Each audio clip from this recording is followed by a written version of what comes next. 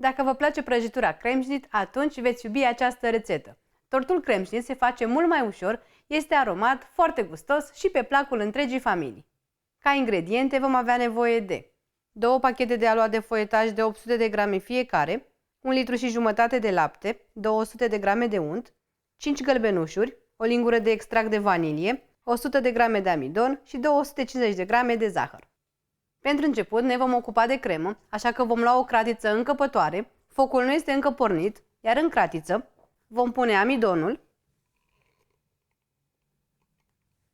zahărul și gălbenușurile. Vom începe să amestecăm ușor, iar treptat vom adăuga și laptele.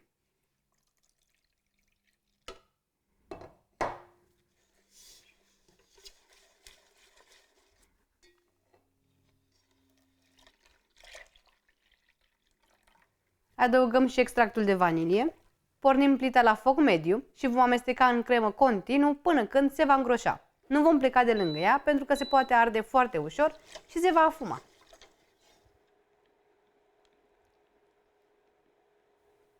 Când crema s-a îngroșat și a început să fiarbă, înseamnă că este gata și o putem lua de pe foc. În crema fierbinte vom adăuga untul și amestecăm până când se va topi. Neapărat să folosiți unt gras cu 80% grăsime, cel cu 65% grăsime nu este potrivit la creme pentru că are multă apă în compoziție. Când s-a topit tot untul, va trebui să obținem o cremă foarte fină, lucioasă și foarte gustoasă. O voi acoperi acum cu folie de plastic direct pe suprafață și o voi lăsa să se răcească cât timp mă voi ocupa de aluatul de foietaj. Vom desface un pachet de aluat de foietaj. Puteți folosi orice fel de aluat de foietaj doriți, de casă sau din comerț, iar ideal ar fi să fie unul cu unt. Cu o rolă pentru patiserie, voi tăia fâșii din aluat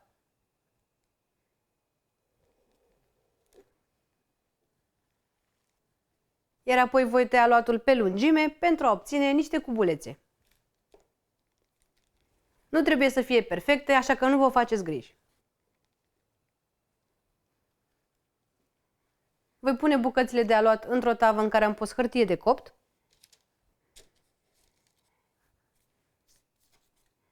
După ce am umplut tava, voi da aluatul la cuptor pentru aproximativ 15-20 de minute sau până când se va rumeni frumos deasupra. Bineînțeles că voi coace în același fel și restul aluatului, astfel încât să l-am copt pe absolut tot. Aluatul s-a copt și arată foarte drăguț, voi proceda în același fel și voi coace și restul aluatului. Am aici un munte de cubulețe din aluat de foietaj. Am păstrat cam un sfert separat pentru că le vom folosi la decor la final. Aceste cuburi din aluat de foietaj sunt deja răcite, așa că peste ele voi pune crema călduță, dar să fie călduță, nu fierbinte.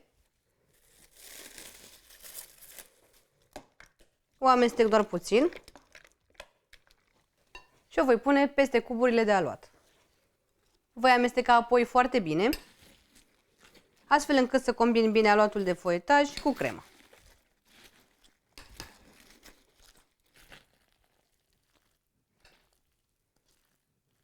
Voi transfera acum compoziția într-o tavă cu diametrul de 23 de cm. Am pus de jur împrejur puțină folie de acetat pentru a avea o tavă mai înaltă. Voi nivela foarte bine compoziția și o voi și presa. Voi pune acum tortul la frigider și îl voi lăsa peste noapte, asta pentru că aluatul de foietaj trebuie să aibă timp să se înmoaie. A doua zi, scoatem tortul din frigider și ne ocupăm de decor, iar pentru asta va trebui să mărunțim aluatul de foietaj care ne-a rămas. Îl vom pune într-un robot de bucătărie și mărunțim bine cât să avem bucățele mai mici. Puteți mărunți și cu mâna, însă va dura ceva mai mult.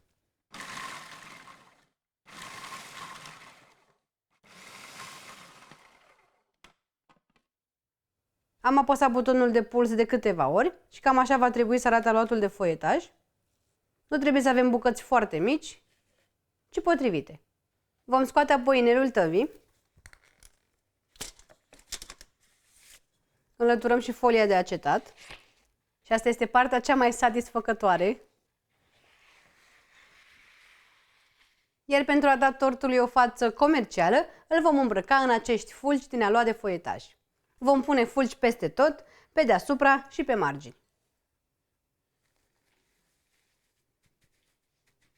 Va trebui să presăm puțin pentru ca fulgii să se lipească de cremă.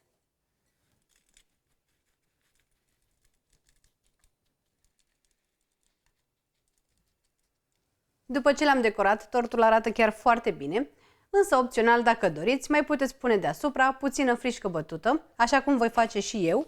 Am pus frișcă bătută într-un poș și voi face câteva decorațiuni frumoase.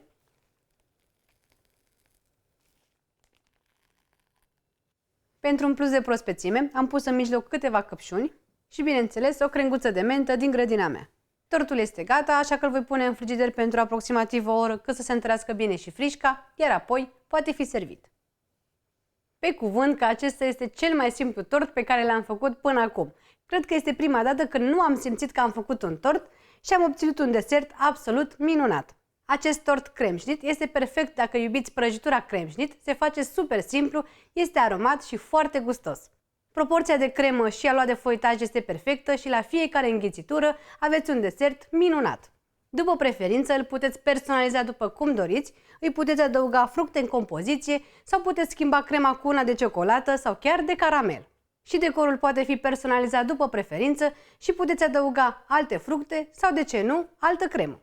Dacă doriți, puteți transforma foarte simplu acest tort într-o prăjitură și puteți pune toată compoziția într-o tavă dreptunghiulară. O tăiați apoi în bucăți și aveți un cremșnit făcut foarte rapid și la fel de gustos. Dacă v-a plăcut sau dacă ați încercat și voi această rețetă, nu uitați să-mi lăsați un comentariu, un like sau un share. Mulțumesc! La revedere!